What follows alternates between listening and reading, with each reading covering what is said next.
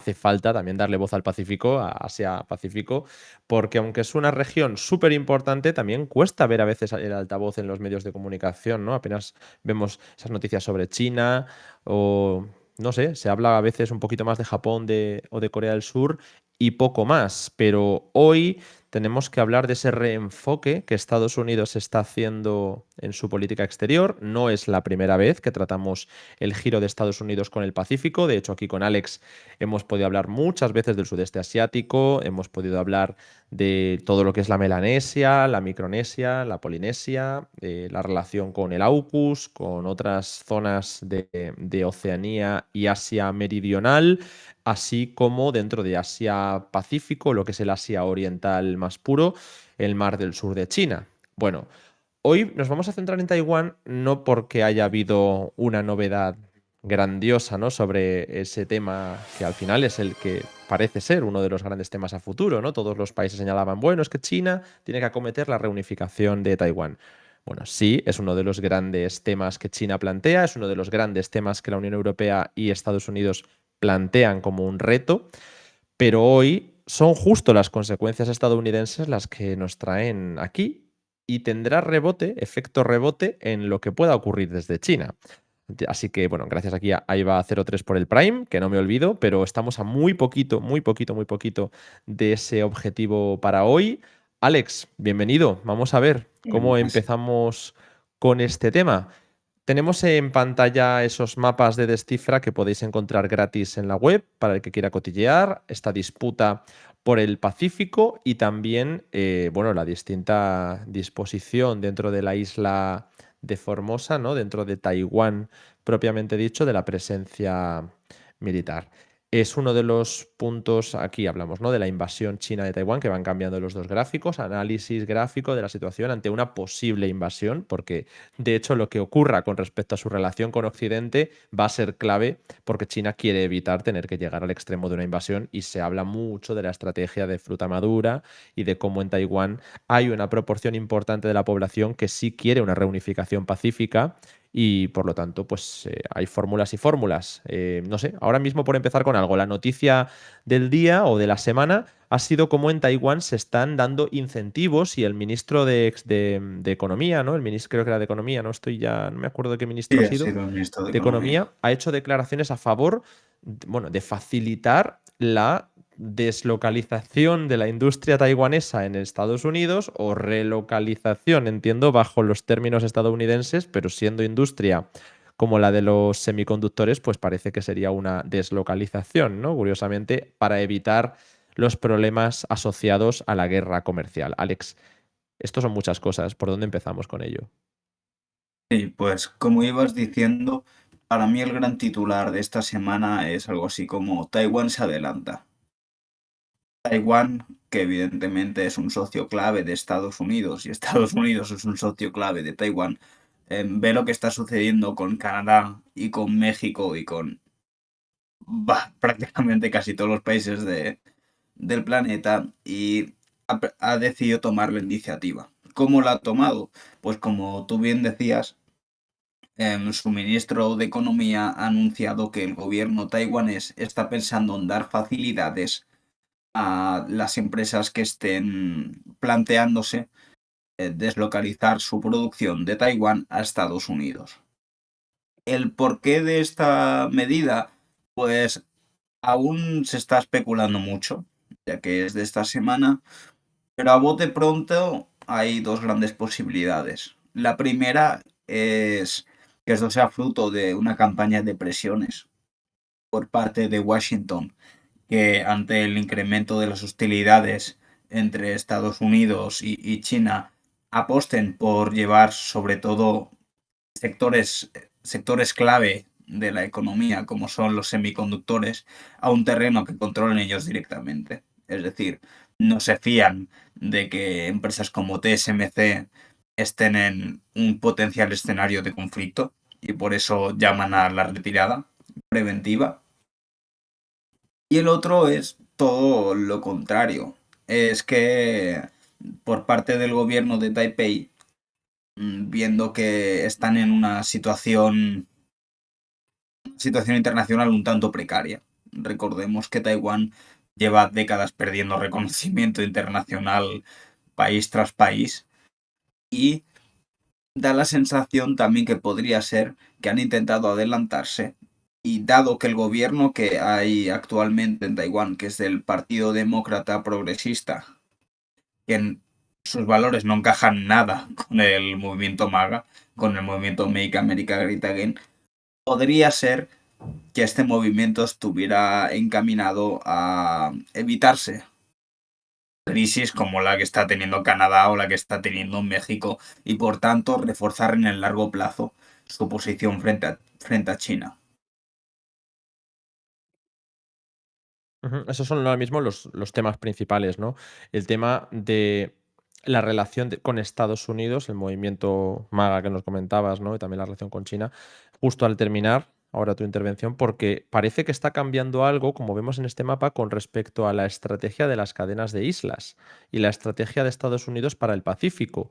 El hecho de que Taiwán renuncie de alguna manera, porque tampoco es exactamente así, ¿no? Pero igual ya no hay líneas rojas de Estados Unidos para el mundo, ¿no? Quizá los únicos países que se libran de la guerra comercial o del recorte de ayudas parecía que iban a ser Israel, Egipto, Jordania y yo no sé si más. Ni los europeos, ni los americanos, ni los asiáticos, ni estamos evaluando, ¿no? Hasta qué punto podría llegar ese control de daños hasta ahora, ¿no? De la influencia, sobre todo del establishment demócrata, pero en general estadounidense liberal, sobre países tan clave en la injerencia o el interés, ¿no? Para conseguir injerencia política como ha podido ser Moldavia, Georgia, o hablamos de Kosovo, o ahora mismo en esta región, Micronesia. Bueno, pues es que parece que Taiwán tampoco se va a librar de esa quema. Si no es a través de aranceles, es a través de la promoción de que la industria estratégica se marche. Eso es muy significativo, porque si Taiwán pierde la industria de un sector de vanguardia mundial que ya comenzó a abrir ciertas plantas en Arizona, por ejemplo, pero también en otros puntos de Estados Unidos, ya no será un lugar tan estratégico.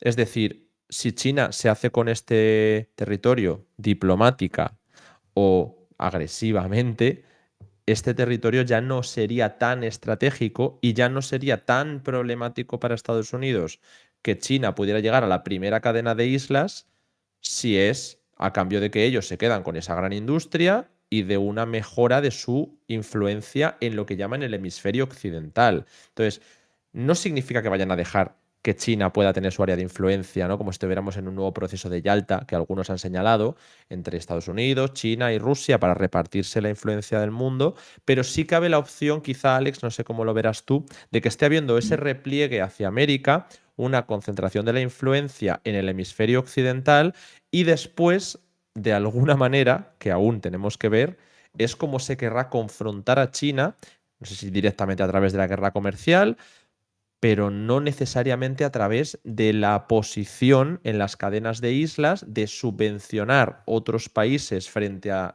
el nativismo que está expresando la élite maga y entre ellos Taiwán prometía ser uno de los grandes, entre muchas comillas, subvencionados tanto a nivel económico ahora como a nivel bélico en un eventual futuro.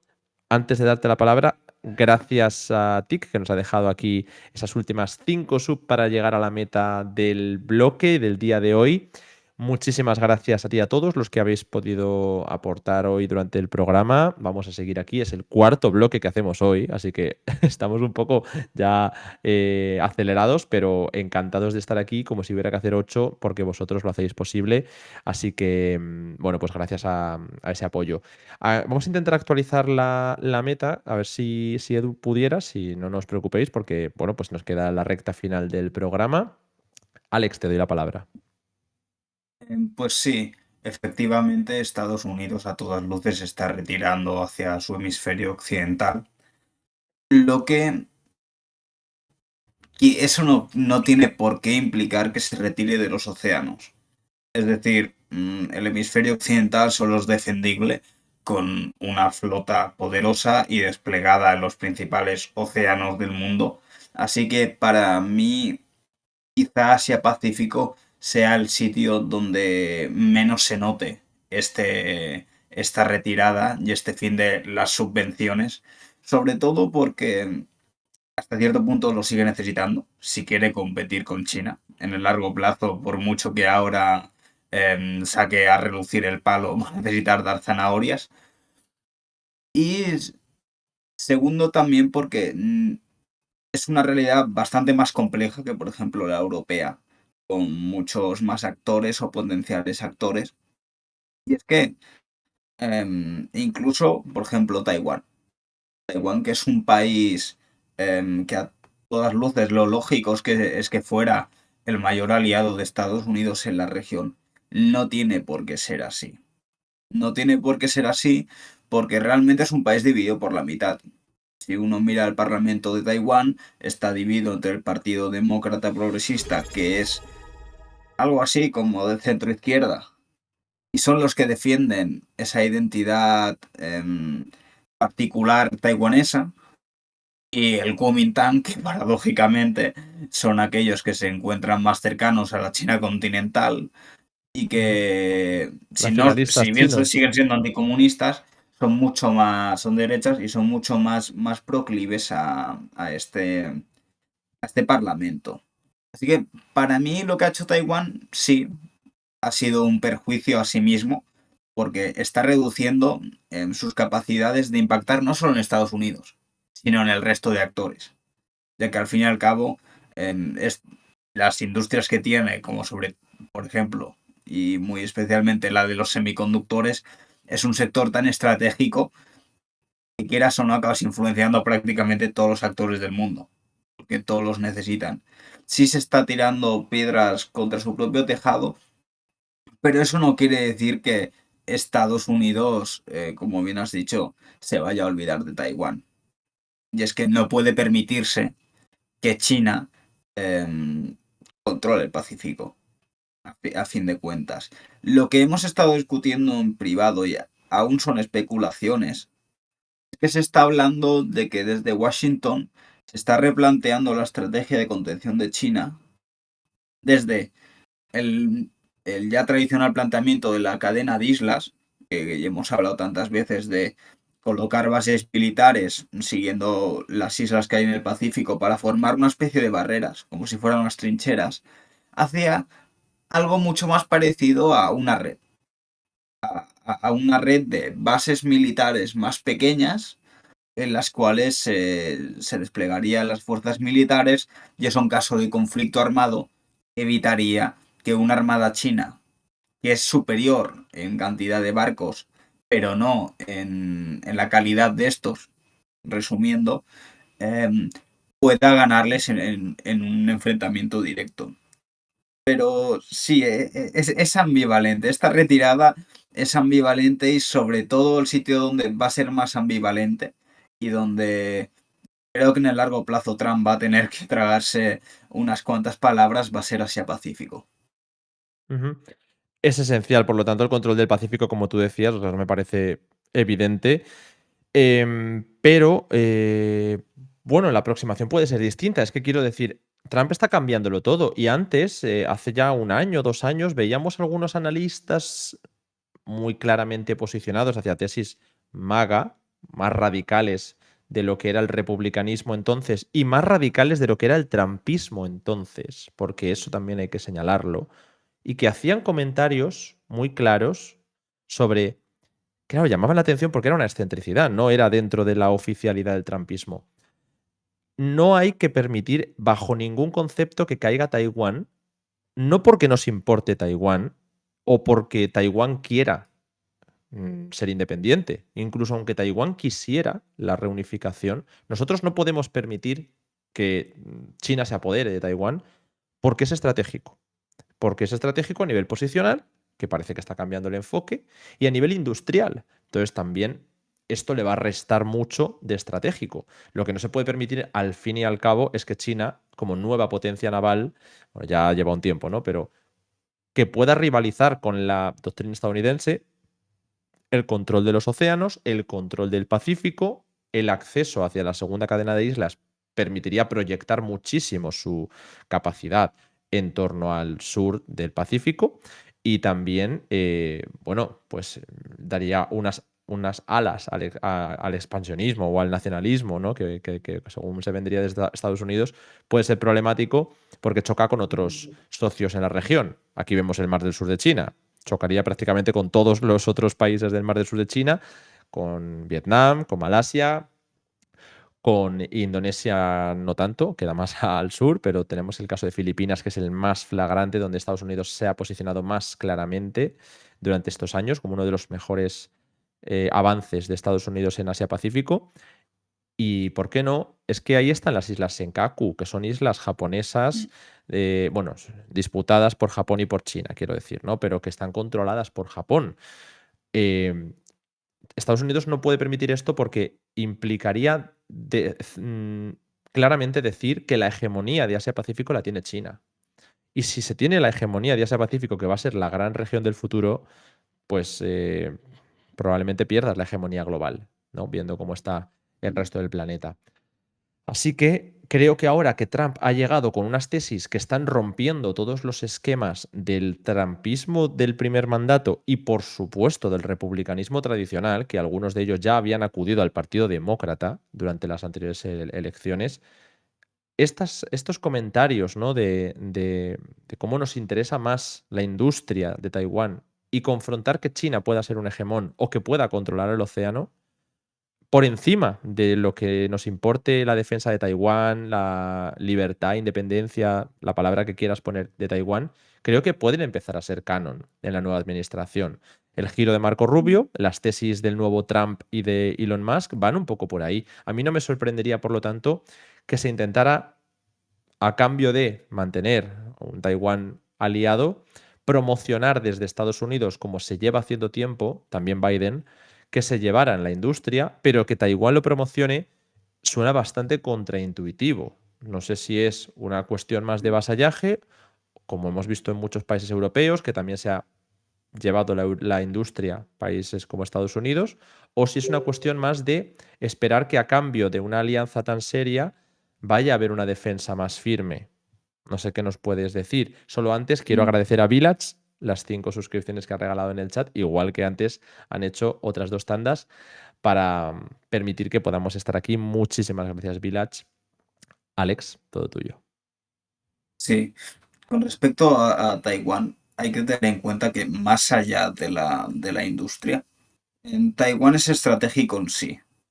Es decir, es estratégico primero porque es el equivalente a una base militar enfrente del Delta de las Perlas, que si no recuerdo mal es donde está Shenzhen y no sé si está Hong Kong también, o no queda demasiado lejos. Es una base militar enfrente de la zona económica con más ebullición de toda China, con más dinámica de toda China, y además que es, independientemente de su valor industrial y incluso de su valor militar, Taiwán es un regalo para Estados Unidos en el plano teórico, sobre todo con la deriva que está teniendo el Partido Demócrata Progresista estos últimos años.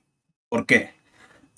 Pues porque cuando este partido habla sobre la independencia de Taiwán y promueve la identidad Hokkien, lo que está haciendo, está cuestionando todas las bases del propio Estado chino, ya no del Partido Comunista, sino del propio Estado chino. ¿Por qué? Y aquí hay que hacer una breve visión a la historia. Porque realmente el siglo XX es el despertar de la nación Han, que la nación Han es lo que todos entendemos por el chino promedio, la imagen del chino promedio. Y este despertar se da tanto en las derechas con el Kuomintang como con la izquierda con el Partido Comunista.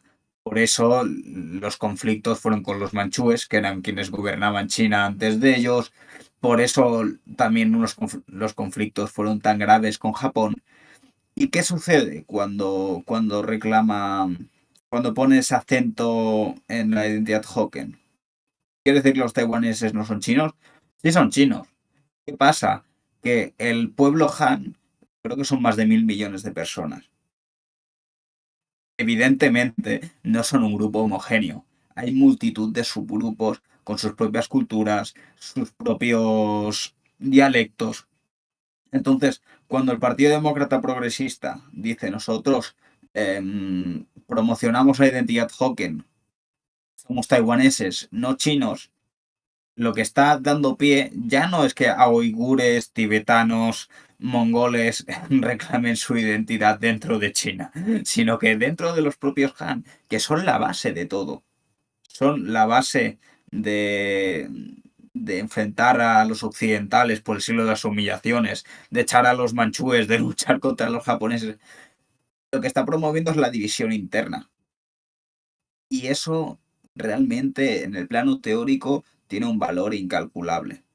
Un valor incalculable y, y no creo que se vayan a deshacer de eso. Es que es más, en Estados Unidos hay una secta china que se llama Falun Gong, que es bastante extrema en sus creencias. mm, Es bastante sectario, no voy a entrar demasiado, pero por X motivos acabó siendo fuertemente condenada por el Partido Comunista Chino. Pues bien, esta secta tiene su sede en Estados Unidos ahora. Fue exiliada de China y tiene su sede en Estados Unidos y son uno de los grandes movimientos sociales que se oponen al Partido Comunista. Es decir, Estados Unidos no saca nada de ella. No saca nada de ella, pero es como una escopeta de Chekhov en el cine. Si hay una escopeta ahí, hay que dispararla. Taiwán es eso. Taiwán es una escopeta apuntando al vientre de China, que es su zona económica más dinámica. No creo que en el largo plazo en Estados Unidos dejen de ver el valor de Taiwán.